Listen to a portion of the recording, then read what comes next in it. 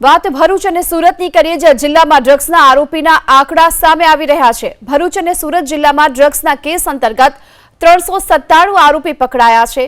ભરૂચ અને સુરત જિલ્લામાં જ ડ્રગ્સના કેસના 100 આરોપીઓ પકડવાના બાકી છે। ધારાસભ્ય ચૈતર વસાવાએ આ સવાલ કર્યો હતો, જેના પર મંત્રીએ ગૃહમાં આ જવાબ આપ્યો છે। મારો પ્રશ્ન હતો કે 13/1/2025ની સ્થિતિએ છેલ્લા 2 વર્ષમાં ભરૂચ અને સુરત જિલ્લામાં કયા પ્રકારના ડ્રગ્સ, કેટલા કિંમતનો કેટલો જથ્થો મળ્યો, ત્યારે ગૃહમંત્રી શ્રી જવાબ આપવા ઉભા થયા, પણ અધૂરો જવાબ અને ગોળ વાતો એમણે કરી।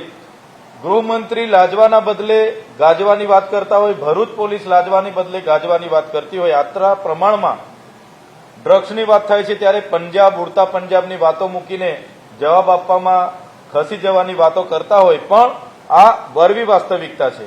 આટલા મોટા પ્રમાણમાં જે અંકલેશ્વર જીઆઈડીસીમાં જે ડ્રગ્સ પકડાય છે એની પાછળ પણ હપ્તાખોરી જવાબદાર છે, અમુક પોલીસ અધિકારીઓ જવાબદાર છે, એટલા માટે જ આટલા પ્રમાણમાં ડ્રગ્સ ચાલતું હોય એ સૂચવે છે।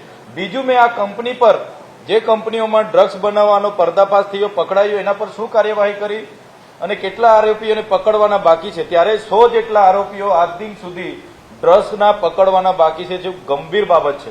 ત્યારે ગુજરાતની પોલીસ અને સરકાર આ ડ્રગ્સ માફિયાઓ પર કડકમાં કડક કાયદેસરની કાર્યવાહી કરે, એમના વરઘોડા કાઢે, એમને ત્યાં જીબીના રેડ પાડે, એમના ત્યાં બુલડોઝર મોકલે, એવી અમે માંગ કરીએ છીએ।